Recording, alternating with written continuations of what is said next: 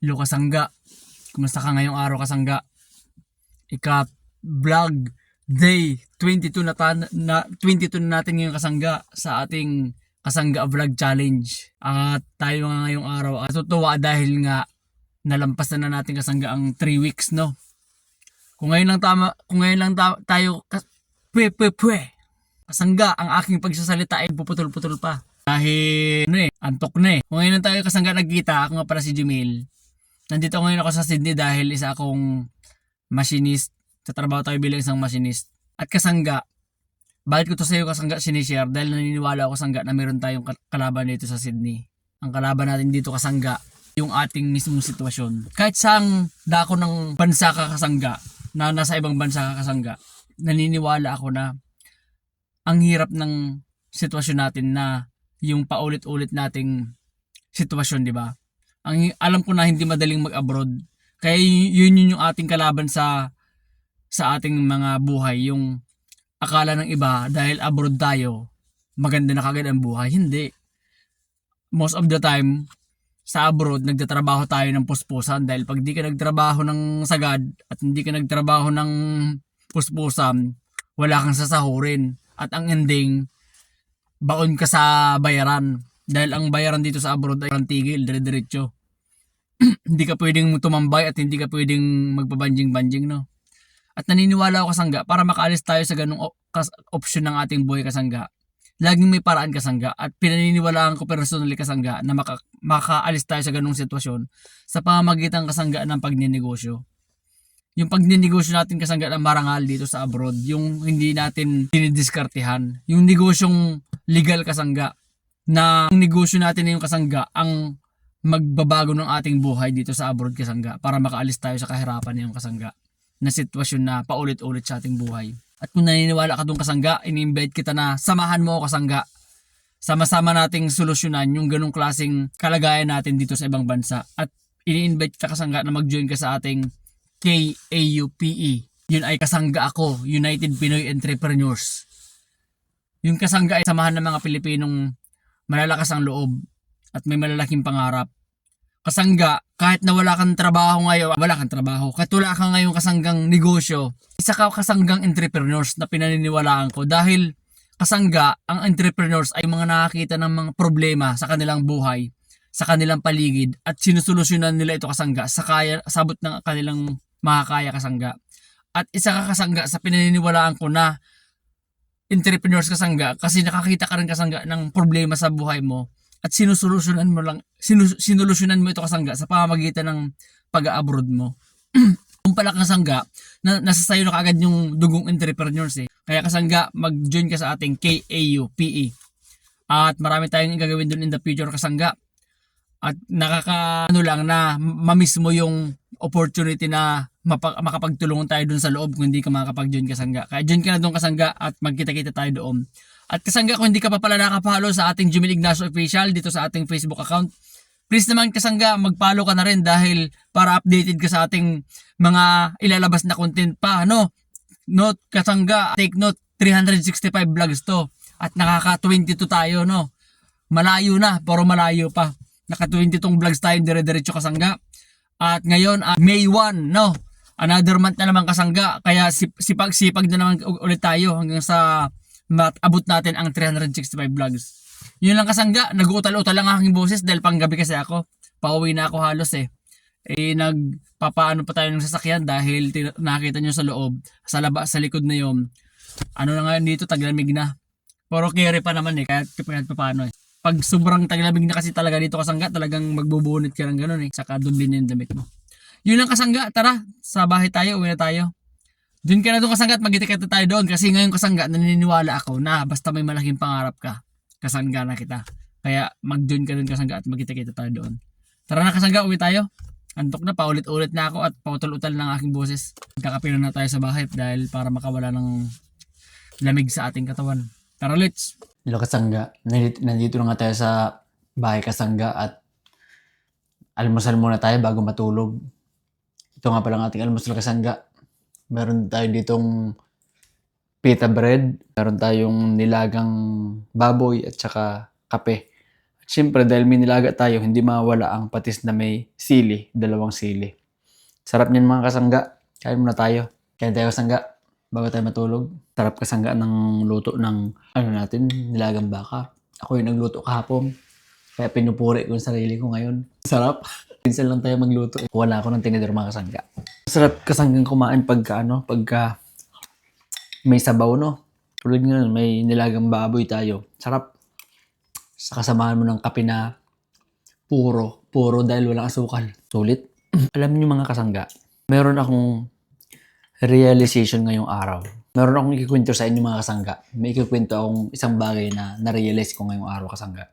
Sa buhay kasi natin kasangga, may mga times tayo na lagi tayong, alam mo kasangga, pag meron kang sa buhay mo, pag meron kang mga ginagawang bagay, yung ginagawa na nakakapagpabago sa yung mga ways na ginagawa mo para mabago yung buhay mo. Maraming mga times na hindi mo kayang mag-isa.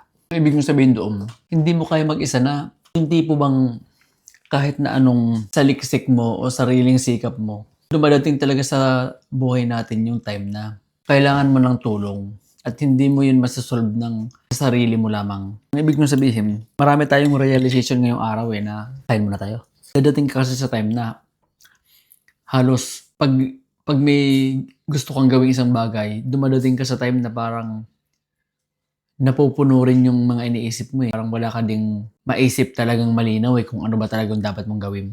At pag nandun ka kasangga sa time na yun, pag nandun ka sa ganung sitwasyon, huwag mong kalimutan na laging may someone o may mga taong laging dinaanan yung ganung klaseng sitwasyon. Laging mayroong tao na ahead na sa atin o mas eksperyensado na sa atin. Kahit gaano pa man ka laki kahit nasaan ka mang sitwasyon ngayon, kahit nasaang estado ka man ng buhay mo ngayon, lagi mong i-recognize kasangga na laging may mas mataas sa'yo when it comes to experience, no? Kahit feeling mo parang dinaanan mo na lahat, nasubukan mo na lahat, o pagdating sa experience ay parang hubog na hubog ka na ng karanasan, lagi mo pa rin i-recognize na lagi pa rin may tao mas mataas sa'yo o mas eksperyensado sa'yo na nadaanan na yung mga ibang bagay na hindi mo pa rin nadadaanan, no? At gusto kong maintindihan mo kasangga na libre lang humingi ng tulong. Libre lang ang humingi ng payo dahil ang mga totoong tao kasangga at mga totoong mga taong eksperyensado o tunay na tao kasangga, yung mga tunay na tao kasangga, hindi nagpapabayad kasangga. Dahil mas nauunawaan nila at mas pinapahalagahan nila yung value na maibibigay nila. At yung value na yung kasangga, through their experience, hindi yung kasangga na tatapatan ng kahit anong halagang pera. Kaya kung mahahanap mo yung mga taong makakapagbigay sa'yo at makakapag-guide sa'yo sa mga gusto mong gawin sa buhay mo kasangga, pahalagahan mo yung kasangga dahil bibihirang makakakita ng mga ganong klaseng tao. Lalong-lalo na kasangga, yung mga taong may value, laging busy sa buhay yan at laging mga hindi mo basta-basta makakausap yan. Kaya pag may tao kang natagpuan sa buhay mo na nagkaroon ng time para kausapin ka, pahalagahan mo yung kasangga dahil hindi mo basta-basta makikita yung mga ganong tao sa paligid mo ng basta-basta lang. Kasi kasangga, yung bawat oras ng mga tao na yon, nung taong may mga ginagawa sa buhay kasangga, na mga makabuluhang bagay, napakahalaga sa kanila yung oras at bihirang-bihira na matagpuan mo yung tao na yun na makakausap mo agad-agad. Kaya pag nagkaroon ka ng pagkakataon na matagpuan yung mga taong yun, huwag mong kalimutan na yung oras na nilaan sa'yo ay napakahalaga yun dahil dapat may pinaglaanan silang ibang bagay nun pero nagawa nilang kausapin ka o mabigyan ka ng attention sa gusto mong mangyari sa buhay mo. Kaya pahalagahan mo yung kasangga at lubos na ipagpasalamat mo yung kung nangyari sa buhay mo yun.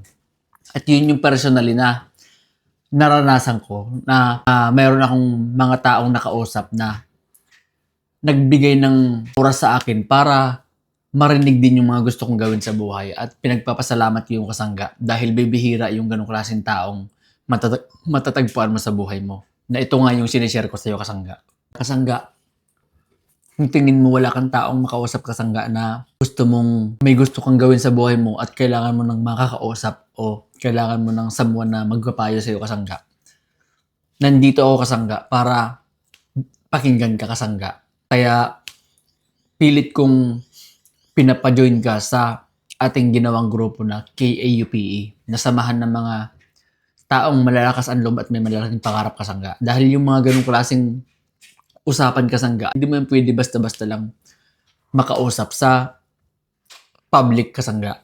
Kailangan kasangga nandun tayo sa loob ng group para mapag-usapan yung mga ganung klaseng bagay. Kaya mag-join ka kasangga sa KAUPE, ating ginawang grupo para sa mga taong naghahanap ng paraan sa kanilang buhay. Ang ibig ko lang sabihin kasangga, sa buhay natin lagi natin kasangga, lagi natin kailangan ng makakausap. Sa buhay natin lagi natin kailangan ng mag-guide sa atin. Hindi para gawin tayong bata, kundi para i-guide tayo sa mga bagay na hindi pa natin alam. Iba yung pakiramdam kasangga na alam niyo yung parang nasa isang daan na maraming lagusan. Alam niyo yung ganung pakiramdam na kung walang mag-guide sa'yo, hindi mo ngayon alam kung saan ka lulusot, aling kanto yung iyong papasukan. Ganun yung pakiramdam kasangga. Unlike kung merong nag-guide sa'yo kasangga, malaking bagay na tinuro nila sa'yo ang daan kung saan ka pupunta. Oo, ikaw pa rin yung mag-take action para i-take mo yung daan na yon. Oo, ikaw pa rin. Pero ibang malaking bagay na agad na may nagsabi sa'yo na yun yung daan na pupuntahan mo. Kaysa sa walang nag-guide sa'yo at maraming lagusan at susubukan mo lahat kung saan meron. Advantage na kaagad na may nag-guide sa'yo na itinuro sa'yo kung saan talaga yung pupuntahan mo at ikaw pa rin yung magpupursige na puntahan yung lugar na yun. Ganun kasangga yung feeling ng someone na may nagpapayo sa'yo. At the end of the day, ikaw pa rin naman ang magte-take action nun. Kaysa naman sa wala kasanggang nag-guide sa'yo at ang hirap nun kasi sariling mo lang yun, sikap mo lang yun. At naniniwala ako na ang tao kapag mag-isa ka lang, hindi ka magtatagumpay kasangga. Kailangan mo nang laging may katulong para magtagumpay ka sa buhay. At yung mga tao na yun, mahirap hanapin yun yung tutulong sa tinatahak mo sa buhay mo. Kaya pag may mga tao kang natagpuan na handang tumulong sa'yo, pahalagahan mo yung kasangga dahil bibihira yun sa mundo mahanap yung mga ganong klaseng tao. Diba may mga times na may mga sitwasyon ka minsan sa buhay na gusto mo ng someone na makakausap pero di mo alam kung sinong lalapitan mo, di ba? Di mo alam kung kanino mo pwedeng sabihin. Kaya kasangga, yun yung ating pinagsisikapan dito sa ibang bansa na buuin yung ganong klaseng samahan na alam niyo yung pakiramdam na pagka may gusto kang kausapin, may malalapitan ka. Pag may problema ka sa negosyo mo, may handang makinig sa'yo. Dito kasangga sa Australia, walang ganun. Walang ganun kasangga na may makakausap ka na pag may gusto kang kausapin na agad-agad, wala kang ganun kasangga. Walang ganun dito sa Australia kasangga. At yun yung ating pinagtatrabahuhan na magkaroon dito. Kaya kung walang kumikilos doon kasangga sa bagay na yun, ako na kasangga ang kikilos para doon. Ako na ang hayaan ako ang magbuo ng bagay na yun na para magkaroon tayo ng ganong klaseng samahan dito sa Australia. Yung tipong pag may problema ka sa negosyo mo, may malalapitan ka at may makakausap ka. Wala pang ganon dito kasangga sa Australia. At kaya ko na babahagi yan sa inyo kasangga dahil may ganon ako sa buhay ko kasangga. May ganon ako sa buhay ko na hindi magiging malakas ang loob ko kasangga na magnegosyo dito sa ibang bansa kung wala akong someone sa buhay ko na nag-guide sa akin. Kaya gusto ko rin i-share sa inyo yung kasangga na dapat meron tayong ganun sa buhay natin. Hindi ako kasangga parang out of nothing lang, binala ko lang na magnegosyo dito na wala akong sandalang kasangga.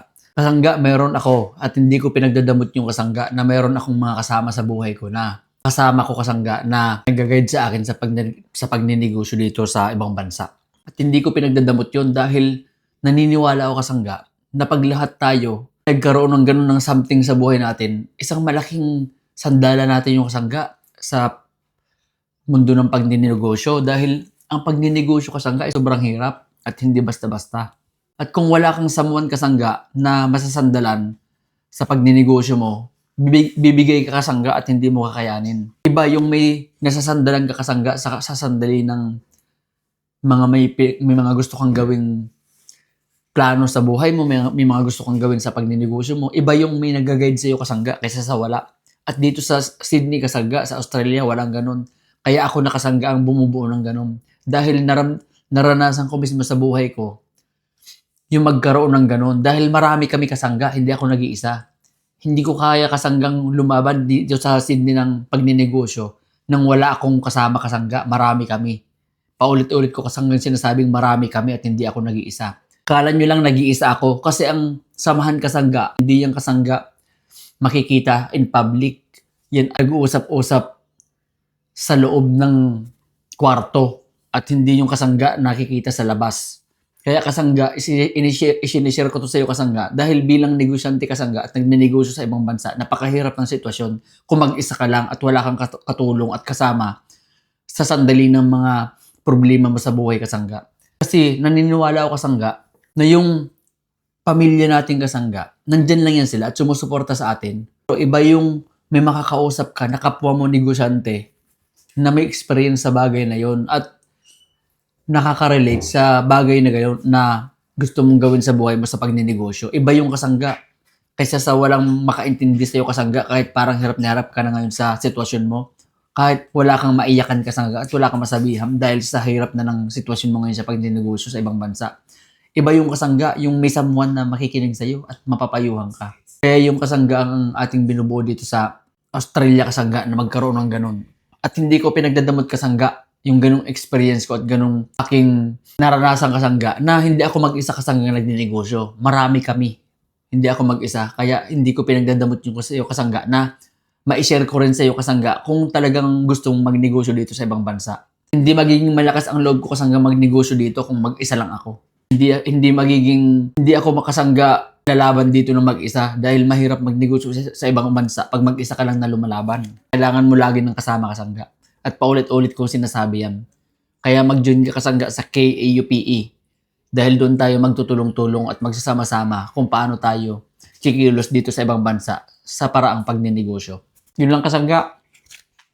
Yun yung realization ko sa buhay ko na hindi ko pinagdadamot sa inyo kasangga na malaman nyo na meron tayong ganun sa buhay natin. Kasangga, kung naniniwala ka sa ating pinaglalaban, sa ating pinaniniwala na ang pagninegosyo dito sa ibang bansa, ang magkapaahon sa ating buhay, kasangga, mag-join ka sa KAUPE. Dahil marami tayong gagawin dun in the future at pagtatrabahuhan na tulong-tulong tayo na magsolusyon para umunlad ang buhay natin dito sa ating pamamalagi dito sa ibang bansa. Dahil kung walang ibang magtutulong, tayo na yung kasangga, tayo ang magtutulong-tulong para lahat tayo dito ay guminhawa ang ating buhay. Nang hindi lang sa pagtatrabaho, kundi sa paraang pagdinegosyo din. Kaya mag-join ka na kasangga sa KAUPE. Yun ang kasangga, kain na tayo, tutulog na tayo maya-maya. Yun yung ating na-realize ngayong araw pagdating sa ating buhay na minsan hindi tayo laging ganado. Minsan dumadating tayo sa punto na nanghihina rin tayo. At doon tayo sa panahon na mga nanghihina tayo, doon natin kailangan ng kausap at karamay. At kapag wala ka ng ganun sa buhay mo, doon ka kasangga babagsak. Doon ka manghihina kasangga. Kaya lagi mong kailangan ng someone o samahan na mag-aalala sa'yo at handang makinig sa'yo sa sandali ng down sa buhay mo. Yun lang kasangga, tara. Kain na tayo muna at tapusin ko lang ang pagkain ko. Tulog na tayo. Kasangga. Tayo ngayon kasangga at paalis kasangga dahil ihatid natin si Matbe. Saan punta nyo be? Milton Park po, for cross country. Milton Park. Opo. Milton Park, di dyan lang? Opo. Dito sa may Macquarie Field? Opo dito. Okay. Pala ko sa west. Hindi doon? Doon daw kasangga sa Milton Park. Malapit lang naman pala kasangga. Kala ko doon sa isa nilang pinupuntahan sa may yung may oval. Hindi pala doon. Diyan lang ba sa may malapit sa tennis court, no? Opo. Mga kasangga. Anong gagawin nyo, be? It's like we're gonna run a whole lap. Ah, may running din? Opo. Sa may field? Di ba may field din doon, no? Yeah. May mga soccer din doon, di ba? Opo. Yung mga kasangga. May ano ngayon si Matt Bidok. Dahil sa school kasi nila may mga ganong laging activity. Every ano yan, be? Yung ganong activity. Yearly. O pero every sa isang taon, ilang beses sa ano? Ba parang maraming beses na kayo na ganyan? Iba-ibang lugar. I think it only happened once po a year. Once a year lang yan? Opo. Ano yung mga iba nyo doon? Yung doon kayo sa Ubal? Iba pa yon? That's a different one po. A different event. Anong tawag ngayon mismo ng event nyo na yan? Cross country. Okay, cross country. Yan pala yung mga kasangga yung cross country. Once a year nga yan. Yung mga gala-gala be. Anong tawag doon? That's athletics carnival po. Pero di ba ganun din yon? Parang sport something din. Opo. Mga kasangga. Kasi dito kasi kasangga sa school. Mas inaano nila yung sports sa mga bata na maano sila sa sports. Kaya dito sa eskwelahan marami silang activity pagdating sa sports. At isa na ngayon yung cross country na sasalihan na papunta ngayon doon si Matt at i-drop ko nga. Yun lang mga kasangga, tara isama punta tayo doon at i-drop natin si Matt dahil time check magsi 7:30 na, so 8 ang kanilang laro. Yun lang, maglalakad nga raw sana siya kanina. Maglalakad ka sana, maglalakad ka kanina, di ba? It was supposed to be 6. It's too early. O, yun nga kanina kasangga. Kasi balak sana ni Matt yung maglakad. Pero dahil dyan lang naman din talaga. Siguro pag nilakad. Mga ilang minuto yun pag nilakad mo? 30 minutes? Parang ganun. Mga 30 minutes yung kasangga pag nilakad. Ano naman sabi ko, hatid na lang namin. Ilang kasangga, bago tayo matulog, hatid ko muna si Matt para pamanalo ka be. Pag di ka nanalo, do you think you will gonna win today? I'm not sure. Oh, hingal ka na naman pagtakbo. Yung mga kasangga. At ihatid din natin si Matt. Anong gusto mo sabihin sa mga kasangga? Follow this channel for more upcoming videos. Yun ang kasangga. Para daw this video mga kasangga. Yung mga kasangga, nagising na nga tayo ngayong araw dahil anong oras na, 2:00 na. Merienda muna tayo mga kasangga. Kape muna, kape. Tinapay. Dahil tinapay tayo. At magsusundo tayo sa mga bata ngayong araw. Biyernes ngayon kaya last day nila sa eskwela. Kaya muna tayo mga kasangga. Yung mga kasangga, sundo muna tayo ngayon sa mga bata dahil palabas na sila ngayong araw. Biyernes. Tara, sa eskwelahan. Kasama ko nga pala si Kati. Dahil kasama kami ngayon. Tandem forever kami sa pagsundo Pero mga kasangga, alas muna tayo. Mabush. Thank you. Mga kasangga, nandito na nga tayo at naglalakad na nga tayo dito sa eskwelahan dahil sunduin na natin mga bata. Punta na tayo doon ng eskwelahan. Tara sa loob. Dito na nga tayo at doon ng classroom ni Conel sa may banda na yon. Hintayin natin doon siya habang nandito yung mga magulang na naghintay sa labas. Dito tayo sa Bukana. Nandun yung mga kasangga si Maloney. Lalabas na yun dyan si Conel. Lalabas na yun siya dyan sa pintuan dahil ito yung kanyang kwarto Yan. Nag-aabang na yan sila dyan tapos mag-go na yan sila dyan pagka yan sila lalabas. Yan si Conel. Kasi yung ibang bata hindi pwedeng kunan Si Conel lang. Pag nandiyan na si Conel, sa ako siya kukunan. At may nandiyan na yan si Conel. Ayun na si Conel mga kasangga. Ayun na si Conel. Yes. Do you want to say to our kasangga po? Why you are tired? Are you tired? We practice our assembly item. You practice your assembly item. We did it on stage. You did it on stage? Really? Then you get tired? Where is your hat by the way? Why you're not wearing it? I lost it. You lose it! Halo ko machi Poppy. Ay, Ate Ilay, Sirot at si Ate Ilay. Oh, nag-bless. Oh, you're blessed, Ate Ilay. Where's your jacket, Conel? There, can I see? Oh, sorry. Can you see the jacket ng kasangga? Kasi dito kasi titingnan dapat yung mga gamit bago umuwi. Kasi minsan na ano ng mga bata yung kanilang gamit at hindi na maano. How about your hat, bibi po? Nandito din? O, your baon na nasaan? O tara, mag-ano sa mga kasangga. What do you want to say to our kasangga? What do you want to say to our kasangga? Oh, si Elena. Mag-say hi kay Elena, dali. Hello. We're doing the video. Tara, let's go. Mga kasangga, tatawid na kami mga kasangga dito sa Tawiran. Thank you. Dito kasangga, kailangan mag-follow ka sa panagpatawid yung mga bata. Kailangan may stop muna bago tatawid. Ayun may stop doon. What do you want to say to our kasangga? Ayan mga nagabaybay sila doon. What do you want to say to our kasangga? Ay, kapoy. Kuni. That's Eli and Ruth. Why Ruth also have kasama din siya sa pag-running? Apa. Ano yan? Cross country ba yan? Apa. Kailan yan? On Tuesday. Tuesday ng cross country nyo? Ay, dapat nga mag-practice kayo sa bukas. Mag-practice daw sila mga kasangga sa ng running sa cross country. Yun na. Maraming babay sila doon. Nagbay kayo kay Mark. Nagbay ka kay Mark Eli. Where's Mark? Bye Mark! Mark is Eli's crush. Who's Mark Bumi po? Eli's girl. Eli's crush! Crush, huy! Oo ha. Oh, tawid na tayo doon sa car. Nandun yung car natin o sa kabila. What price? Oh, it's just like I have to give to talk. What price? It's like a gift, but I forgot about it. Gift. Because I was in Galatae. Doon. What do you want to say, Bibi po? Conil is too hot. Conil is tired. Conil is tired, Mumi. He is tired. Why? Why you're tired, Bibi po? What did you do today po? We did food. You did what? Sport? Sport. Oh, I thought you did fart. You did sports then? Then Bibi po, Mumi is asking, Kuni, you said did you dance in the stage? On the stage po? Oh, you didn't. You're lying. What do you want to say to Kasangga, Ruth, and Eli? Stay healthy and have a good one. And have a good life. And Ruth? Stay strong and resilient. Strong and resilient. And you, Conel po? I already said it earlier. Because Conel say resilient last time. Oh, that's nice. You and Ate Ruth have the same motto in life. To stay resilient. Right, Bibi po? Mag-say bye na sa mga kasangga. May mga kasangga 3 kasangga. Because Ruth doesn't cannot pronounce kasangga in the proper way. Like kasangga. Yun na, magbabay na. Punta na tayo sa bahay. Babaw. Ubus na Conel. Ubus na Conel sa mga kasangga Conel.